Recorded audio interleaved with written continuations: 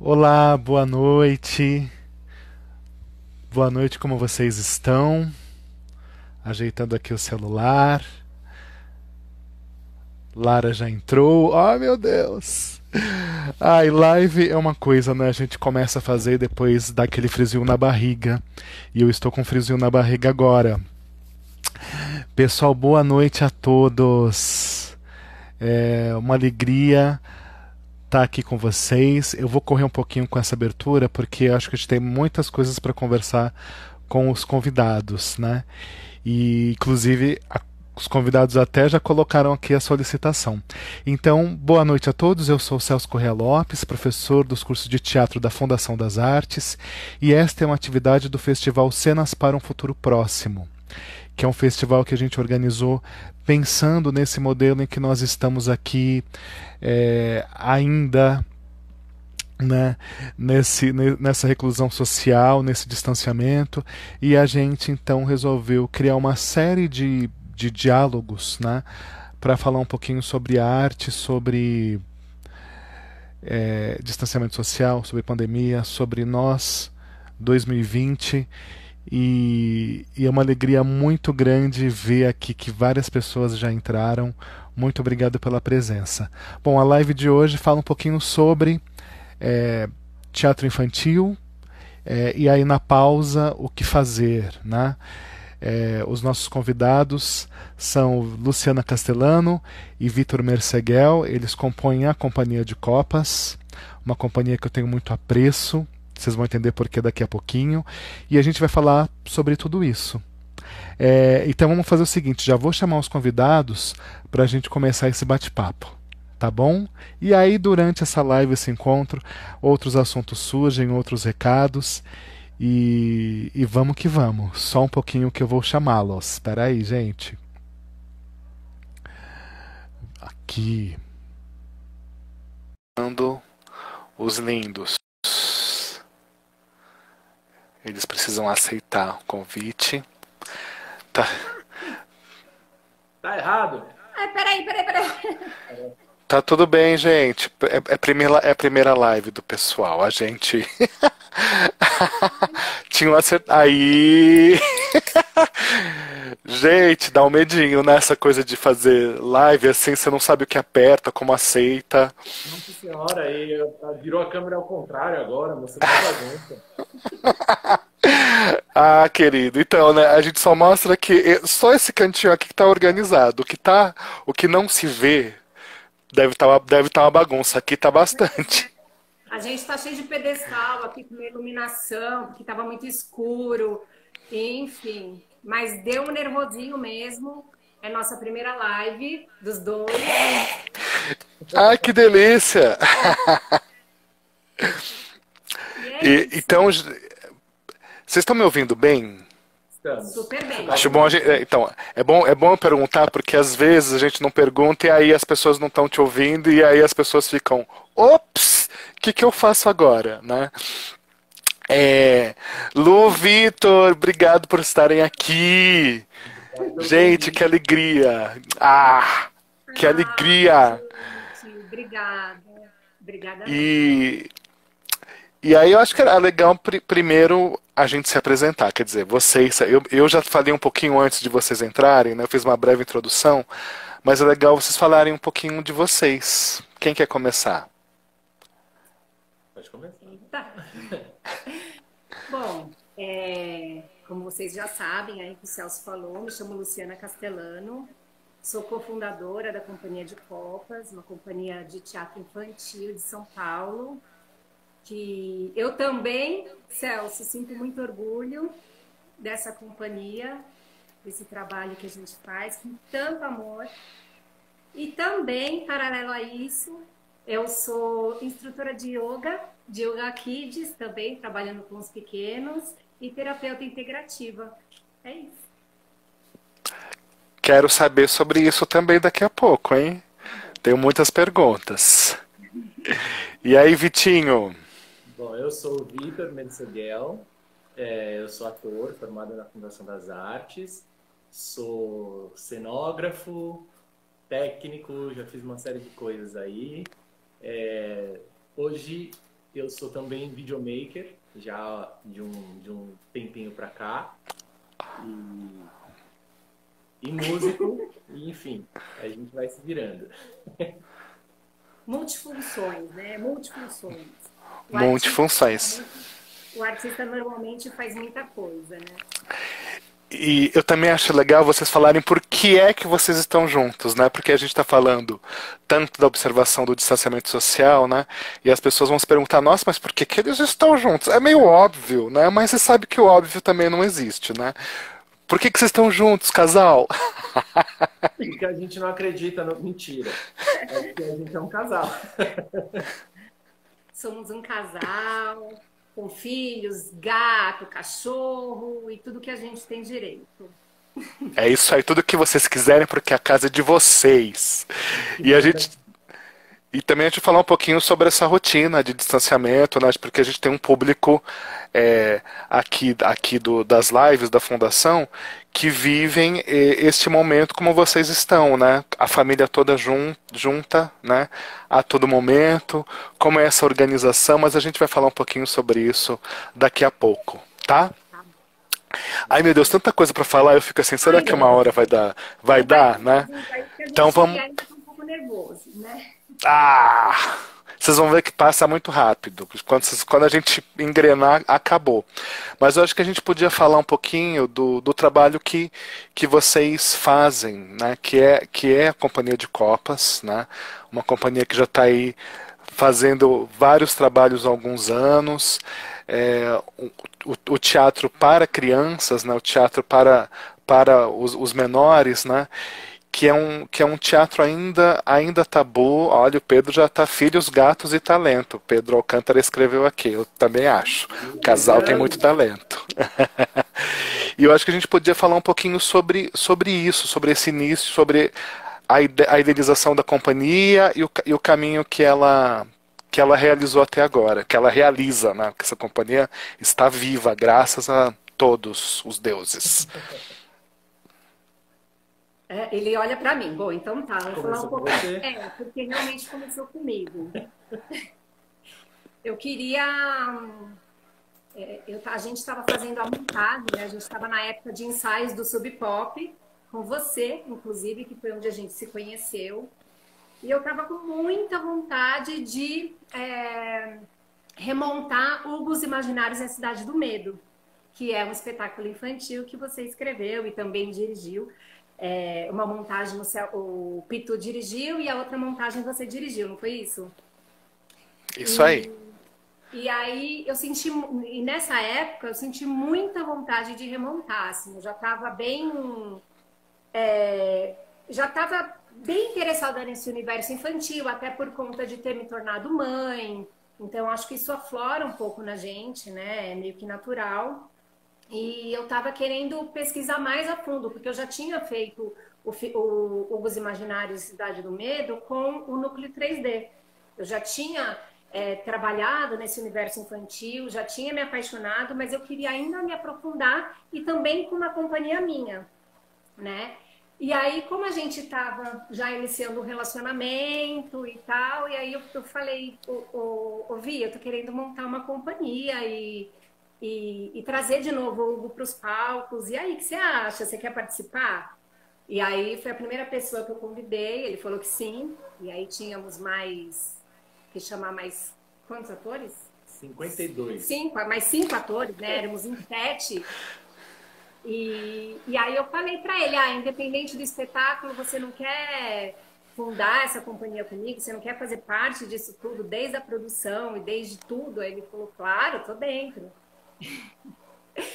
E desde então começou a nossa jornada, né, nesse universo, que não é fácil, porque eu acredito que muitas pessoas, principalmente quem está começando a estudar teatro, está começando também, né, pesquisar o tema, acredita que seja mais fácil fazer o teatro infantil, né? E não. Na verdade, nós achamos, né, que é mais difícil porque a criança, ela pega, sabe? Se você não estiver ali com a sua verdade, se você não estiver inteiro, ela não embarca, sabe? Ela não embarca. Então, a gente tem que acreditar muito naquilo que a gente está falando. E eu tive essa vontade, essa ideia de remontar o Hugo, porque foi um espetáculo que mexeu muito comigo. Desde com a minha criança interior até em vários outros aspectos. Eu acho que tem uma questão, né, e talvez a gente tenha dado sorte, eu não sei se é essa a palavra, mas a gente ter iniciado a companhia com esse texto, com esse trabalho do Hugo, Os Imaginários da Cidade do Medo, que por trás dele tem uma história muito grande, uma pesquisa de uma companhia, né, de um coletivo de pessoas, de artistas que foram atrás de histórias, e você conseguiu condensar isso num espetáculo. Então, o primeiro texto que a gente fez, ele já vinha com tanta coisa legal, com tanta coisa de pesquisa, sabe? De entender o ser humano, que isso foi o ponto de partida para a gente poder entender o teatro infantil do jeito que a gente entende hoje, que é fazer um espetáculo com tudo que a gente pode, com a maior responsabilidade que a gente consegue fazer, porque tem isso também, né? A criança, além dela não aceitar qualquer coisa, né? Mas o que ela aceita, ela toma como verdade. E a gente tem uma responsabilidade muito grande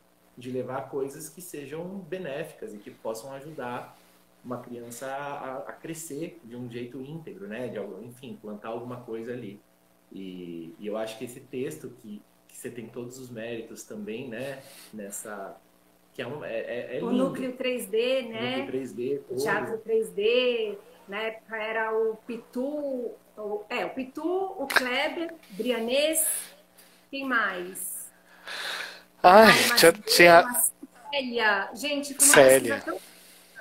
E, na verdade, a gente teve sorte de já vir pronto, né? A gente não participou de toda a pesquisa desse texto, né? Desde da sementinha, mas a gente ainda usufruiu muito e levou esse texto maravilhoso aí para muitas pessoas e crianças ainda, né? E depois disso, a gente veio com a nossa pesquisa, que é trazer o que a gente queria falar e nisso meio que encomendar alguns textos com você, e aí a gente juntos foi transformando tudo isso, e os nossos próximos espetáculos vieram de ideias, eles são autorais, né, com a sua dramaturgia, com nossos pitacos ali, e ele vem disso, de uma vontade de falar, de querer dizer, de querer passar adiante alguma coisa, que não só o puro entretenimento, ou enfim, a coisa que a gente acha que é isso que ela está falando, que é o teatro, que eu acho que não dá para demonizar, mas seria o teatro mais comercial, infantil, assim. Enfim, é uma discussão um pouco mais longa, né, em relação a isso. Oi? Pode falar. Não, eu falei que essa discussão que o Vitor fala realmente não dá pra gente fazer na live em uma hora, né? Ela é muito complexa, né?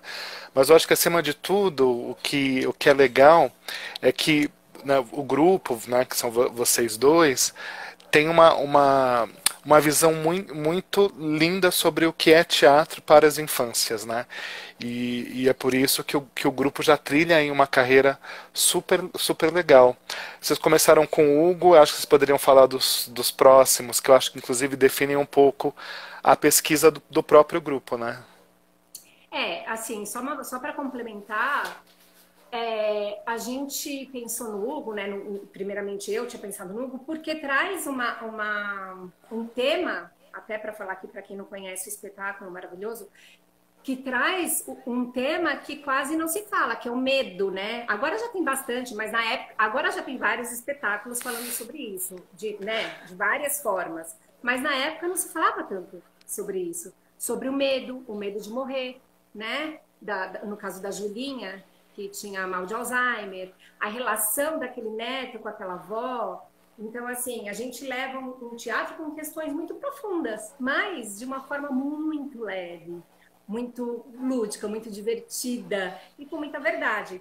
E aí, para o próximo espetáculo, né, a gente ficou, nossa, e agora? Tá na hora da gente pensar no novo projeto. Do que a gente vai falar? Porque agora a gente vai partir, sim, do zero. Agora a gente vai jogar ali a ideia e ver o que rola. E aí, dessa vez, ele falou, Da Vinci. A gente podia trazer o Leonardo da Vinci. E aí a gente trouxe, né, Celso?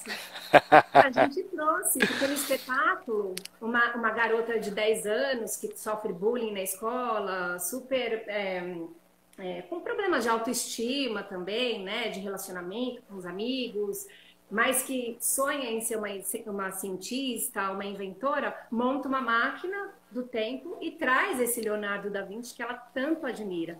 E juntos eles se relacionam e descobrem coisas um do outro, né? Ela do universo dele, de inventor, grande artista, cientista, arquiteto, músico, e ele daquela inocência, né? Daquela pureza da criança. E ela ensina ele a inventar brincando, né? Eu acho que tem uma coisa aqui, falando da pesquisa aqui, que a gente tenta trazer, são as relações humanas, né? A gente até se define assim em releases e tudo mais, que a nossa pesquisa é baseada nas relações humanas na infância. E isso tem muito, enfim, aí isso já tinha no primeiro espetáculo, no Hugo, e aí a gente foi cada vez mais acentuando isso. Então, por exemplo, no Meu Amigo Inventor, que é esse espetáculo que a Luciana está falando, quando o Da Vinci vem para cá, ele vem como o grande Da Vinci. Só que quando a gente começa a conhecer ele, a gente vê que ele é o Da Vinci ser humano. É um cara que tem inseguranças, que tem medos, que tem uma série de coisas.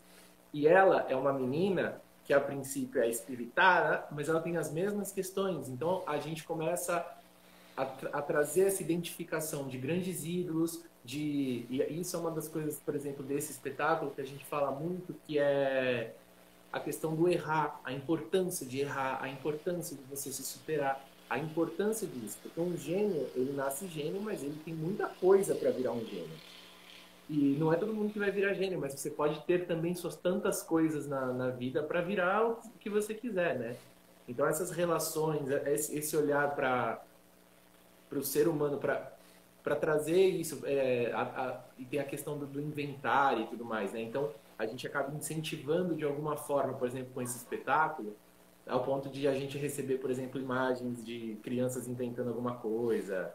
A gente recebeu uma imagem de uns meninos que pegaram um cano, sei lá, para colher, não era uma fruta na árvore, aí jogava dentro do cano, caía dentro do balde lá embaixo, enfim. Coisas muito legais. Assim. Muito fofo. E uma coisa legal também nesse espetáculo é que a gente empodera, né, aquela personagem, assim, ok, você pode ser o que você quiser, porque é uma questão da infância, né, a gente não olha muito para isso, mas é uma questão. A criança, ela quer se aceita, então ela vai se moldando, ela vai fazer, assim eu agrado a minha mãe, assim eu vou por aqui, e acaba esquecendo daquilo que alimenta ela. E no caso da Caterina, ela sofria bullying porque ela é esquisitona, metida cientista, ficava lá mexendo com os cacarecos do pai dela, enquanto as outras meninas estavam brincando de boneca, né? Então, e mesmo assim, no momento de crise, ela percebeu que não, eu vou por onde me faz feliz, né? E sim, é uma questão da infância, né? Sim.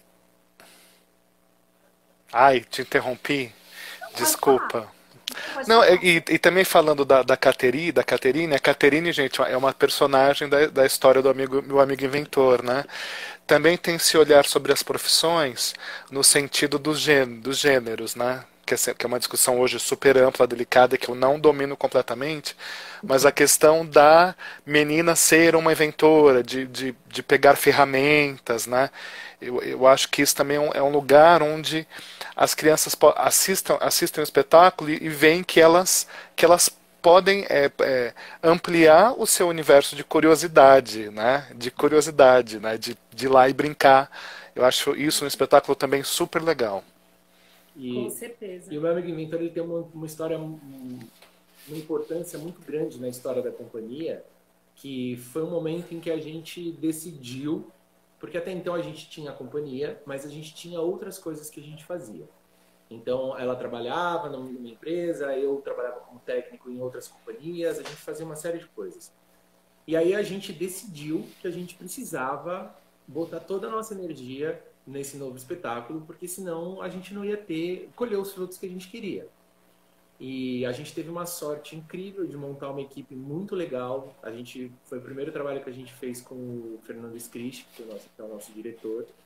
E foi um casamento perfeito, assim, o seu texto com a direção dele, as músicas do Morris, enfim, a Aline Santini fazendo a luz, o Daniel Infantini fazendo figurino. Foi uma coisa assim que fechou, assim, sabe? Foi um ponto de virada no nosso storytelling, assim, sabe? Na nossa jornada, assim. E aí, depois disso, a gente rodou muito com esse espetáculo, fizemos muitas apresentações, a gente fez mais de 150 apresentações em 2 anos. Fizemos 60 apresentações em céus pela cidade de São Paulo, fizemos muita coisa legal. E aí, um circuito no sul. Exatamente, fomos para o sul. E aí a gente decidiu montar um novo espetáculo. E aí a gente decidiu falar sobre a Frida. Só que era um grande desafio falar da Frida para crianças, porque a Frida é extremamente difícil, com questões extremamente sérias. E aí, como trazer isso para crianças, né? E aí foi mais um desafio, mais uma bucha que a gente jogou no seu colo. Também, assim, olha, fora isso, a gente quer tratar desses assuntos, desse. E aí, enfim, aí a gente tem um espetáculo onde a gente traz a Frida pequena. Ela não era a Frida que a gente conhece, até porque ela se descobriu pintora já adulta, enfim, era uma outra relação. Mas a gente buscou, né, como trazer essa... Eu lembro muito daquela música do Arnaldo Antunes, né? Saiba, todo mundo foi criança. Né? Então, assim, como que essas grandes personalidades eram quando criança? Que tipo de criança elas eram? E aí, enfim, foi um mergulho muito grande. E a própria história dela já trouxe diversos temas que combinavam com o que a gente estava querendo falar, enfim. E aí, mais uma vez, a gente traz relações humanas, né, universais, que pode ser de uma artista magnífica como a Frida, ou pode ser de uma pessoa anônima que está ali no cantinho. Todo mundo tem as mesmas coisas dentro de si, né? Essas angústias, enfim, obstáculos para superar, né? E aí esse espetáculo chama Pequena Madalena, que era o primeiro nome da Frida, inclusive, né? Você lembra o nome da Frida inteiro? Madalena Carmen Frida Kahlo Calderón. Nota A para vocês. Então, e eu lembro até hoje, assim, o dia que a gente falou com o Fernando, a gente falou, Fê, a gente queria convidar você, com o Fernando Scristi, né, o diretor, porque você de cara já falou, gente, super topo, desafiador, mas vamos aí, né? A gente foi falar com ele, ele falou, gente, também super topo, mas Frida mesmo? A gente, Frida mesmo. Porque a princípio, é esquisito, né? E algumas pessoas, na época de estreia, algumas pessoas escreviam no nosso Instagram, eu que não vou ver peça dessa comunista, sabe? Falando dessa comunista, eu que não vou ver... Porque ela a figura dela é muito forte e traz várias coisas, né? Não só do empoderamento feminino, da força dela, mas uma questão política também. Então, assim, a gente ousou mesmo, né? Caio, você só errou o nome que todo mundo conhece. A Grida Kahlo. Ai, o Caio, que já fez umas lives aqui com a gente, é irmão do Vitor, viu, gente? Esta família Merseguel é uma família poderosa, né? E ele fez a preparação de canto pra gente nessa Pequena Madalena. É verdade. Exatamente, Caio fez a preparação. E aí vocês têm uma memória ótima, e aí vocês foram dizendo coisas e eu fui lembrando na época que a gente estava fazendo das angústias, né? E uma delas era esta de como as pessoas encaravam a Frida, né? Liam a Frida, né? E o que eu acho muito gostoso desse espetáculo é que a gente diz que as pessoas, elas não são uma coisa só, né? Nós somos um plural, né? O ser humano, ele é composto de pluralidades, né? A gente não é só uma coisa, né? Ou seja, a visão política dela e que ela também defendia, né, e acreditava, e por isso que ela defendia, não a definia só isso enquanto ser humano, né? Ela era uma mulher, né? Ela teve uma infância de desafios, que era justamente esse lugar que a gente queria colocar, né? Também. E o ser humano ele é amplo e plural, né? Então acho que isso é muito bonito no espetáculo. Eu gosto muito de assistir, eu acho que esse exercício de imaginar alguém criança, né? Alguém que você não conheceu, que viveu muitos anos antes que nós, né? Esse exercício de imaginar a infância também faz com que a gente projete novas infâncias, né? Porque o contato com as crianças depois do espetáculo era sempre muito especial. Vocês lembram de algum encontro assim Nossa. depois do espetáculo? Eu posso falar um que até hoje me emociona demais, assim? A gente estava no Sesc Jundiaí, já tinha apresentado bastante esse espetáculo, Sim, né? faz pouco tempo. Aí, na hora dos agradecimentos... Explica que a coisa. sim, eu vou explicar. No espetáculo, porque assim, a Frida, acho que não sei se todo mundo sabe aqui, com 6 anos de idade, ela teve poliomielite e por causa disso ela ficou com uma perna atrofiada. Então, como uma perna dela estava mais fraquinha, ela usava uma tala. Então, no espetáculo, eu faço a Frida e o tempo todo eu uso uma tala e eu ando mancando. E faço várias coisas com essa perna, né? A personagem faz várias coisas, assim como a Frida pequena fazia. Andava de bicicleta, jogava bola, fazia boxe, inclusive coisas de menino, né? Pra época. E que aí tinha uma questão também, né? E aí, no final do espetáculo, a gente agradecendo, o pessoal batendo palma. Daqui a pouco eu vejo um menininho e ele subindo. A primeira coisa que eu pensei, meu Deus, cadê a mãe? Cadê o pai? Cadê todo mundo? Aí, pum, ele pulou no meu colo. Ele tinha uma prótese. Ele era amputado. Ele era amputado.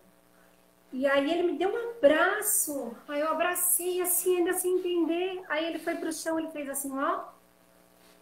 Mostrou a Ó, perna. minha perna.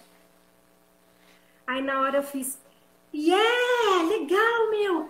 Sabe assim, ele mostrou, o Vitor... E eu não consegui assim, mais agradecer, eu fecho curtinho. Eu consegui disfarçar, assim, sabe? Tipo, é isso aí, meu, yes, legal, porque ele não subiu como coitado. Não, pelo contrário, ele tava se empoderando. Olha que legal. Rolou uma super catarse ali, né? Tanto é que a mãe dele depois...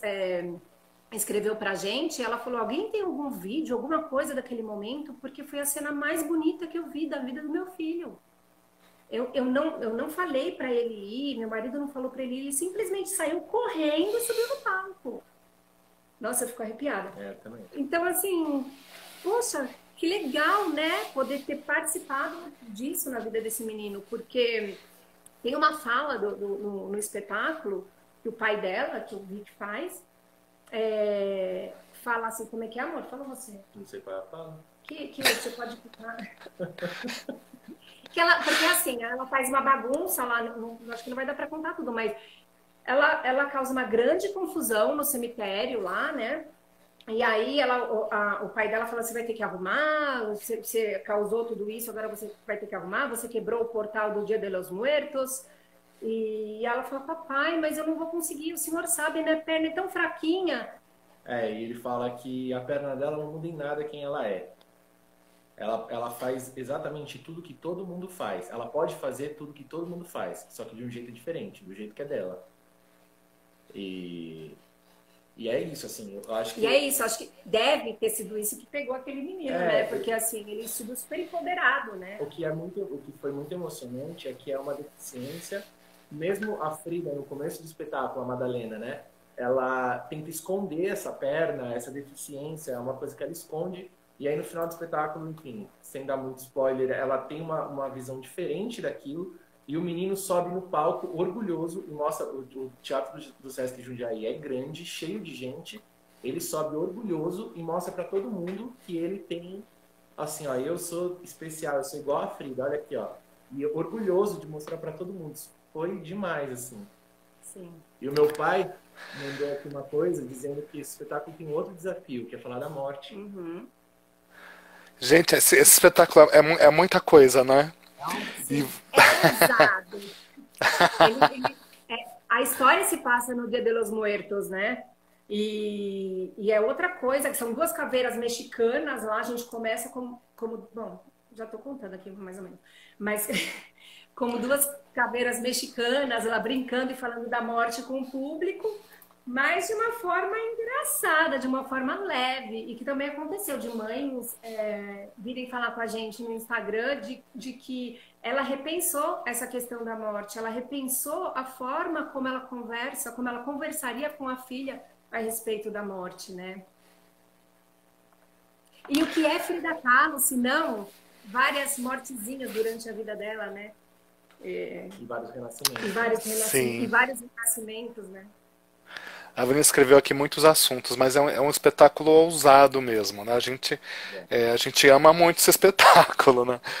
E eu acho muito legal, voltando à história, né, desse encontro com esse menino lá em Jundiaí, porque a gente também fala pouco do empoderamento infantil, né? Assim, a gente discute vários empoderamentos, né?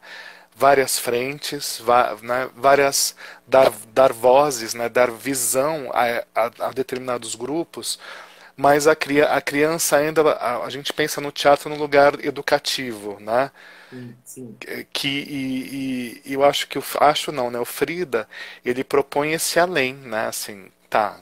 A criança ela é um ser humano completo, né? Ela tá ali na sua potência de existência na idade que ela tem. Na idade que ela tem, ela já está vivendo todos os sentimentos, né? Sim. E isso você sabe que foi nesse espetáculo que eu me dei conta disso, né?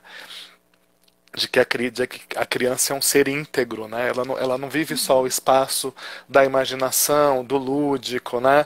Do aprendizado. Não, não, não. Ela tá no mundo e ela está em contato com todos os sentimentos que contém nesse mundo. E coisas boas e ruins, né? Exatamente. Gente, quando essa peça voltar, vocês, por favor, assistam essa peça, viu? Eu acho ótimo. Até perdi várias pessoas que escreveram coisas aqui, me empolguei, né? Ah, E perguntaram, eu não sei quem perguntou, não sei se foi a Simone, foi alguém que perguntou. Quem fez o cachorro, o Caminho, né? Ele chama Caminho, do espetáculo, foi o Vitor. Meu. O cenário é meu. Aí a gente tem. Eu projetei, uma galera, o pessoal do Palhaçada Ateliê construiu, e o Guilherme Vieser, que tá aí, me ajudou a pintar ele inteiro. esse cachorro é outro momento especial no espetáculo, né? Para quem não assistiu o espetáculo, é um cachorro cadáver. Ele é muito Ele fofo. é.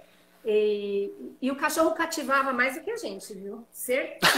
Porque, não, a gente saía para tirar foto, todo mundo, mas cadê o cachorro? A gente quer tirar foto do cachorro. Às vezes dá uma tristeza, né? Ai, gente, a gente aqui, ó, mas é isso, né? Mas, É, ó, não, o é a Rafa falando, magia, oi, né? mãe. O Rafael falando, oi, mãe, oi, E filho. aí, gente? Olha, gente, é muito amor nessa live. E, e falando um pouquinho sobre a organização do grupo, né? Porque como o Victor se anunciou cenógrafo, né? Eu acho legal vocês falarem um pouquinho da gestão do grupo, né? Porque assim, o trabalho para ele existir na sua integridade no palco, né, requer N outras etapas e a gente fica muito focalizado no artístico, né? Vocês atores do espetáculo, o Fernando Scristi, diretor, eu dramaturgia colaborativa, né? Mas o espetáculo ele não existe só no artístico, né? Então era legal vocês falarem um pouquinho de como vocês se organizam nessa estrutura de grupo, né? Bom, pode falar? Posso? Oi? Você quer falar? Não, então, a gente vem desse teatro de grupo, né? Que a gente aprendeu na Fundação das Artes, que é um teatro onde todo mundo participa um pouco de tudo. Claro que a gente tem as frentes, tem quem tem mais habilidade para uma coisa, ou quem tem mais disposição para uma coisa, enfim.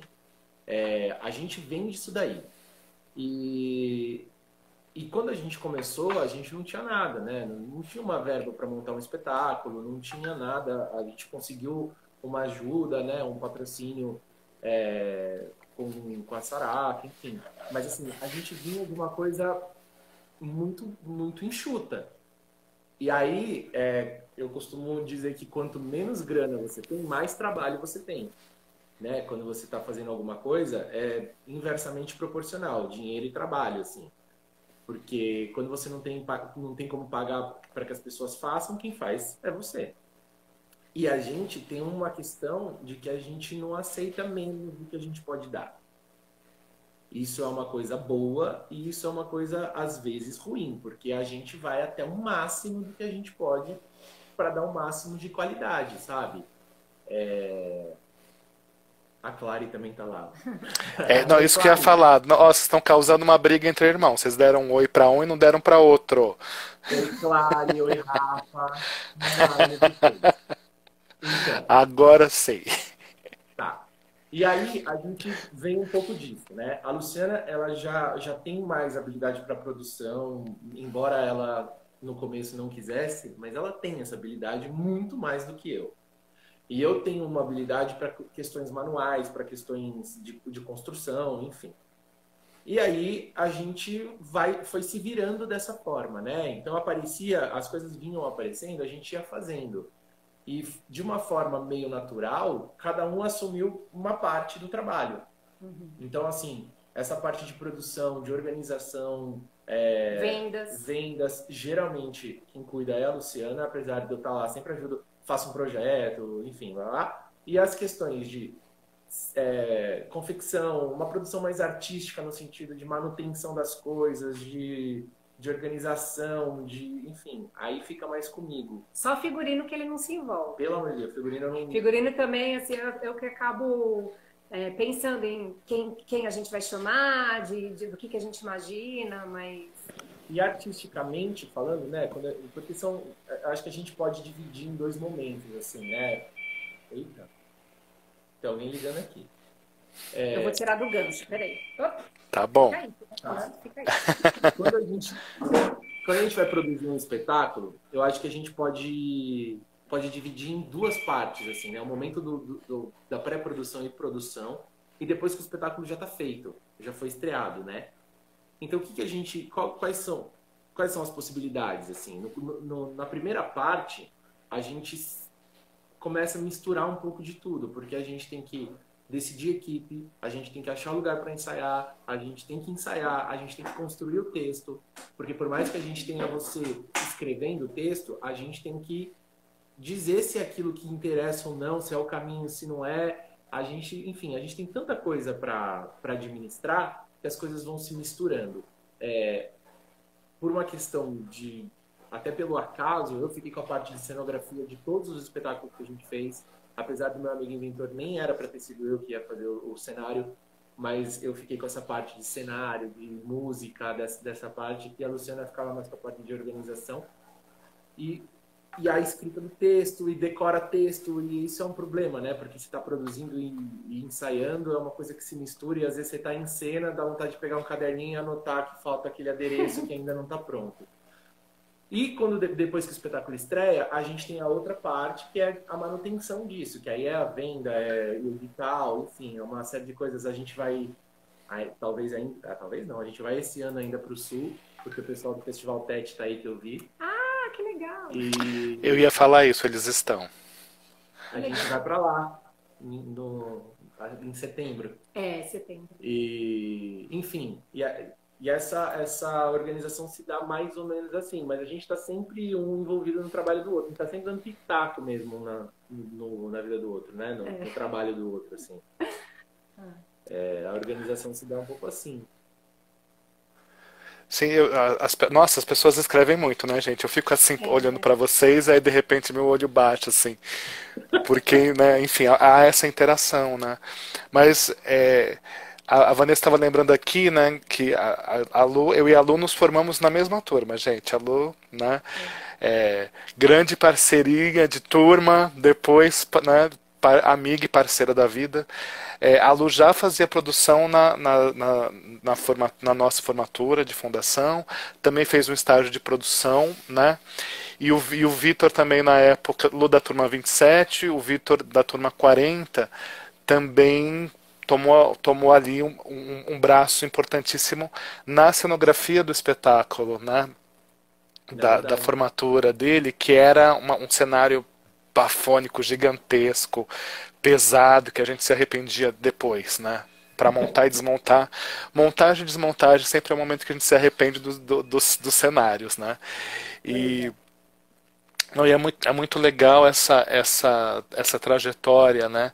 Que eu vi o Vitor lembrando assim, nossa, é mesmo, né? Porque a gente, na hora, a gente não pensa assim, ah, eu vou fazer e daqui a alguns anos eu vou lembrar disso. Não, na hora é um problema que a gente precisa resolver, né? Uhum, uhum. E, e aí falando não de problema, mentira, não vou falar de problema não, mas lembrando, né, da cenografia, a cenografia do Vitor, a cenografia do meu amigo inventor, ela recebeu indicação, né? Nossa, Nossa, lembrei. já estou recebendo aqui comunicados que já faltam 20 minutos mesmo. Indicação de prêmio. Fala um pouquinho desse momento aí, por favor.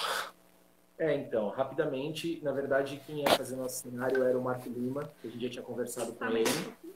E aí ele não pôde fazer. Ele enfim, estava envolvido com outros projetos maiores, ele não pôde fazer. O Fernando Scrichi falou, Vitor, faz você.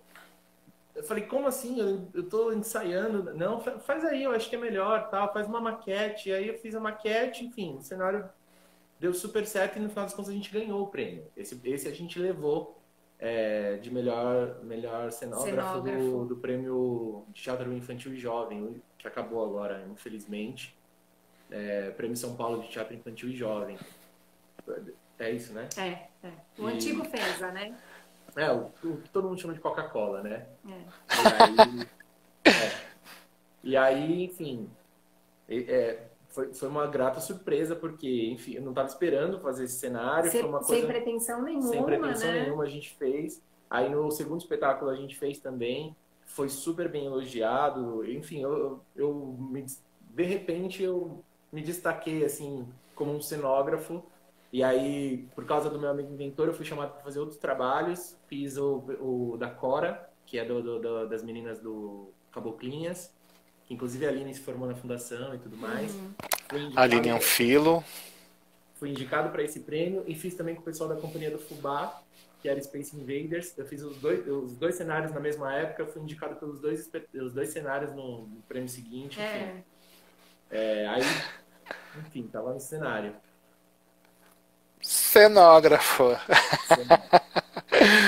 Olha, nossa, você falou, olha a confusão na minha cabeça. Eu lembrava das indicações do Space e do Frida e eu tinha esquecido do prêmio do amigo inventor, gente. Tava Que lá. loucura! Né? E a Simone Zaidan, professora da fundação, ela escreveu aqui falando, elogiando a cenografia, né? Mas eu acho que uma coisa muito legal da Companhia de Copas é esse cuidado, esse esmero com todas as partes do espetáculo, né? Seja aquelas que o público não vê, né? Que envolve produção, né? Um lugar invisível para o público, né? E O também Guilherme sabe, aquilo que... Oi? o Guilherme sabe bem isso, coitado. Ah, Ele que trabalha com a gente.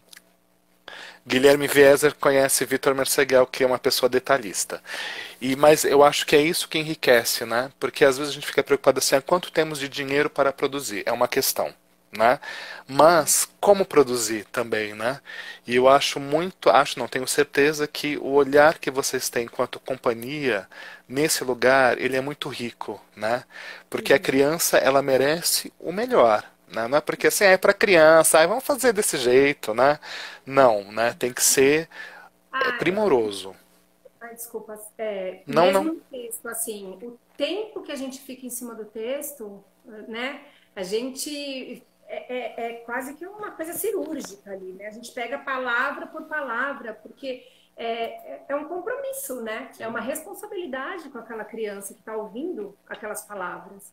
Então a gente fica tanto tempo. Não, você vive muito isso, né? O quanto que você quando está nesse processo de escrever o texto, e mesmo falando com a gente, porque aí chega na gente, a gente fala, mas isso não sei o quê, aí você tem que fazer uma coisinha ali no texto, aí você propõe uma coisa, a gente também propõe. Enfim, é muito minucioso, né? Por causa disso, né? Sim. E, gente, como o tempo urge, falei que passava rápido, né?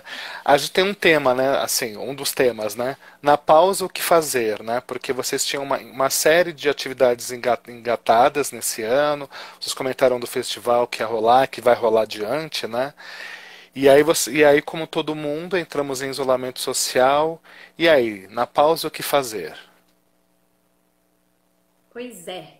Quer falar? A gente já deu, enfim, a gente deu uma sorte de várias formas. A gente, no final de 2018, a gente já estava pensando em possibilidades, porque para fazer o Meu Amigo Inventor, a gente parou tudo e mergulhou na companhia.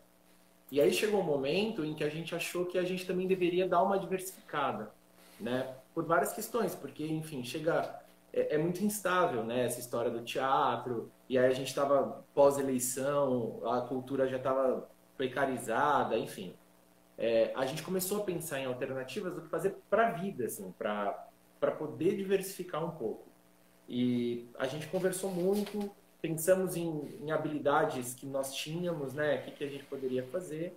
E assim, só complementando Claro. rapidinho, nós já fazíamos algumas coisas paralelas ao Sim. teatro, mas que a gente também não dava tanta atenção, né? Então, além do que, o que a gente pode fazer? Já existiam coisas que a gente fazia paralelamente ao teatro, né? E que aí foram... Exatamente. E aí a gente descobriu assim, a gente começou a mudar o olhar para coisas que a gente fazia, para coisas que a gente gostava, e começamos a fazer outras coisas além da companhia. E aí foi quando eu fui estudar mais a fundo a questão do audiovisual. Que era uma coisa que ele já fazia. Porque, só deixa eu explicar, porque ele fala assim, parece que começou agora, né? Era uma coisa que ele já fazia, mas sempre na brincadeira, sabe? A mesma coisa, eu com as coisas que eu já fazia, que eu vou falar daqui a pouquinho, se der tempo, como, eu faço pra mim. É pra mim, tudo é pra mim. E a mesma coisa ele, é pra mim, né? Então ele já fazia um tempo também. Né? Exatamente, assim. Mas aí, enfim, foi quando a gente decidiu dar uma mergulhada um pouco maior, sabe? Vamos deixar de ser um hobby, deixar de ser uma atividade nas horas vagas e tentar conciliar. Então a gente, por um acaso, começamos um ano antes a pensar em possibilidades pra gente. E aí a gente se deu conta dessa pandemia, né? A gente se deparou com ela. E aí essas outras atividades que a gente fazia começaram a fazer muito sentido pra gente. O audiovisual é uma coisa que não tem muito o que dizer. A Luciana trabalhou, foi muito... Posso falar um pouquinho? Por favor. Não, porque assim, ano passado a gente até que estava apresentando bem, até que bastante, e paralelo a isso eu já estava me formando, do Kids, né, do Yoga Kids. Eu já estava dando aula para as crianças com o Yoga Kids. Então eu estava fazendo já as duas coisas e cada vez mais gostando disso. Aí comecei um outro curso de formação em Hatha Yoga, vou aprofundar. E isso foi indo junto, sabe? Porque também, se for ver, as coisas fazem meio que assim, né? Depois, se der tempo também, eu falo rapidinho.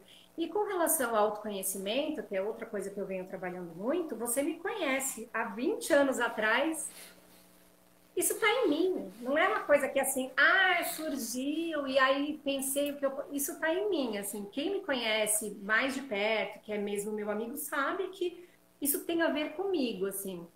E é uma paixão. Então, sempre fazendo curso, sempre buscando autoconhecimento, estudo de religiões, estudo de terapias. E aí as coisas foram me levando para o yoga e para o Theta Healing, que é uma terapia de cura energética.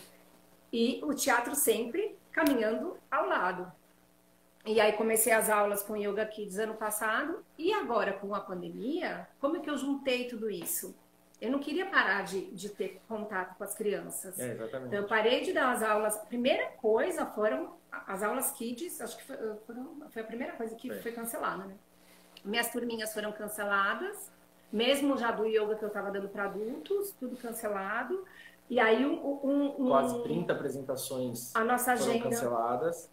Tudo cancelado. E aí eu falei, mas online eu ainda continuei com uma coisa aqui, outra ali na minha terapia, mas nada com relação à infância. E aí, não vai dar tempo de contar aqui porque não vai dar tempo mesmo, mas aí veio Aí eu pensei, por que não levar isso, tudo que, eu acredito, que eu faço, para o YouTube? E aí surgiu o Mundo da Lu. Só que eu tenho um parceiro nessa, a Rumo Filmes. Então, o Vi, mais uma vez, agarrou e falou, não, vamos lá, vamos fazer. Então, eu acabo ficando assim também um pouco com a pesquisa, com o que eu vou falar, e aí eu passo para ele, a gente conversa, e aí ele roteiriza, e aí toda a produção dos vídeos é dele, que era uma coisa já que ele estava... Então, mais uma vez, a gente fez essa parceria, né? Sim, e eu acho que assim, o resumo disso tudo, né, fala-se muito que a gente tem que se reinventar nesses tempos, né?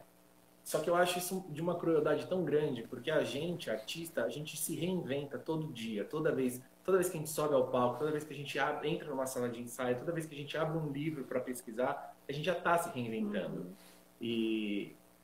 Enfim, eu particularmente acho isso meio cruel, assim. Mas, nesse momento, eu acho que o lance é a questão da adaptação, né? Então, como que a gente condensou tudo isso, né? Eu acho que uma das coisas é o canal da Lu, que lá tem uma playlist chamada No Mundo da Lu, onde a gente pega a questão do teatro, né? A questão cênica, a gente pega a linguagem audiovisual, que eu acho que esse é um ponto muito importante, que a gente que está agora começando a lidar com isso, a gente tem que trabalhar com outra linguagem, que é um pouco diferente da linguagem teatral, né? E todas as questões que a gente já trabalhava das relações humanas, somado com todas as questões de autoconhecimento e falando para a infância, a gente acabou criando essa linha editorial, sei lá se assim que pode falar. Mas eu acho que nessa pausa, né, o que a gente pode tentar fazer, e aí eu tô falando por mim, eu nem conversei com ela sobre isso, é esse lance de tentar estimular a criatividade e se colocar em movimento, sem necessariamente ficar se reinventando, mas às vezes é se colocar em movimento no que você já faz mesmo, né? Para quando tudo isso acabar, se tudo isso acabar, a gente está transformado. E transformado no sentido de dominando outras possibilidades, né? Quando a gente vai fazer um exercício na sala 25, é completamente diferente de quando a gente está no teatro. A gente tem que se adaptar. Então, como que a gente vai fazer isso agora, nesse meio onde a gente está aqui, tá todo mundo na sua casa assistindo a gente falar essas groselhas, entendeu? Que groselha? Gente, nossa, gente, ó, temos 7 minutos e eu tô me segurando aqui porque o Caio fica escrevendo coisas, porque vocês me conhecem, sou desastrado, né? Bati, fiz mó barulhão. Desculpa, eu quero rir, Samantha. Vocês precisam parar com isso. Sou uma pessoa desconcentrada.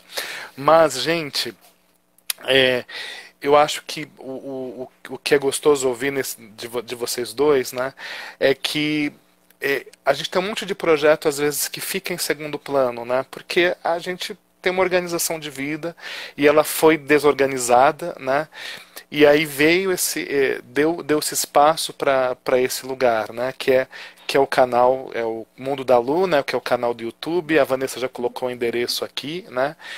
E Ai, desculpa. Não, diz aí. É no meu canal mesmo, Lu Castellano, mas tem uma playlist que é no Mundo da Lu. Então, gente, essa playlist que tem o trabalho todo voltado para a infância e juventude. É Lu com H e Castellano com 2 L's. E a gente vai divulgar direitinho, a Vanessa já escreveu aqui. E o Vitor com a produtora, né? Rumo Filmes, né, Vitor? É isso? Né? Que com certeza, quando a gente terminar essa fase de distanciamento, ele receberá muitos convites para trabalhar em produções, né?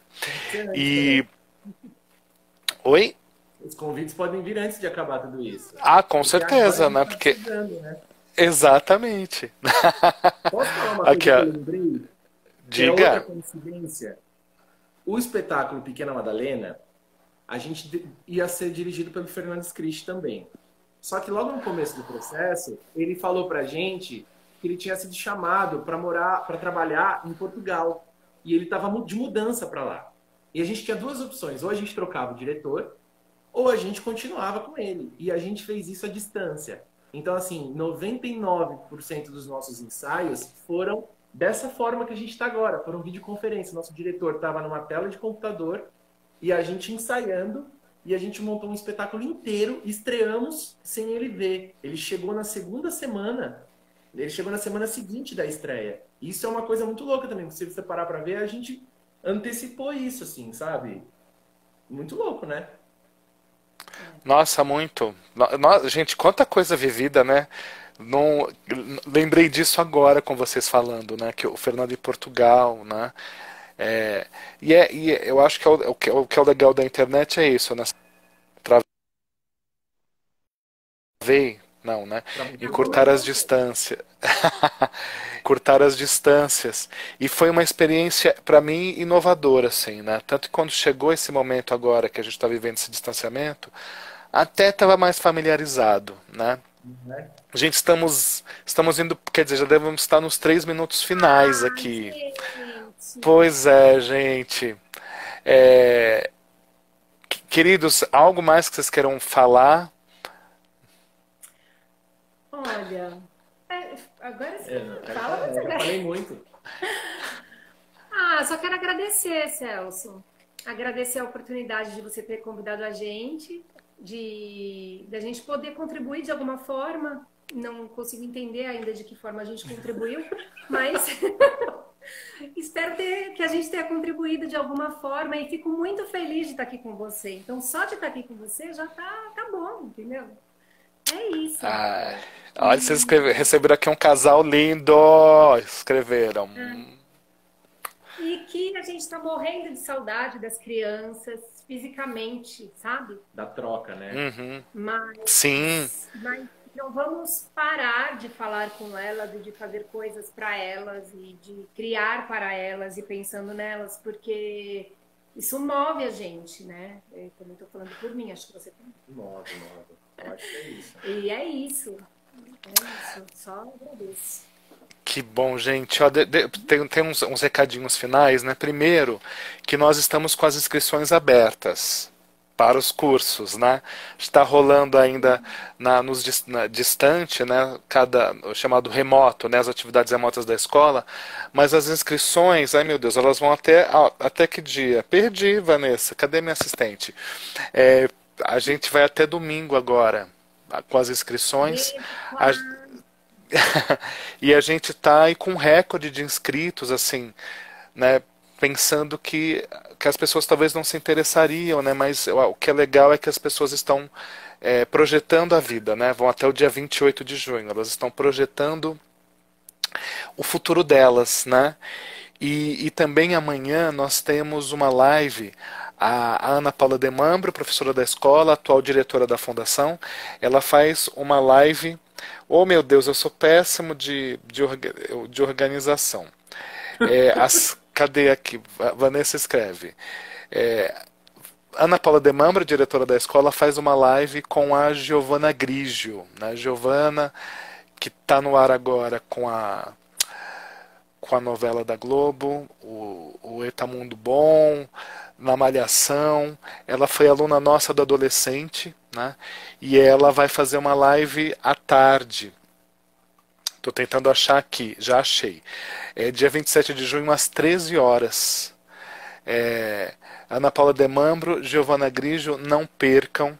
A gente segue aqui com as lives, né? Então a gente tem essa live amanhã. Semana que vem nós temos outras lives. Outra coisa que eu preciso dizer para vocês nós vamos ter uma mostra virtual, né? Aqui, ó, live Trajetórias. Ana Paula Demambro, converso com a Giovana Grigio. Vamos ter a nossa mostra virtual, né?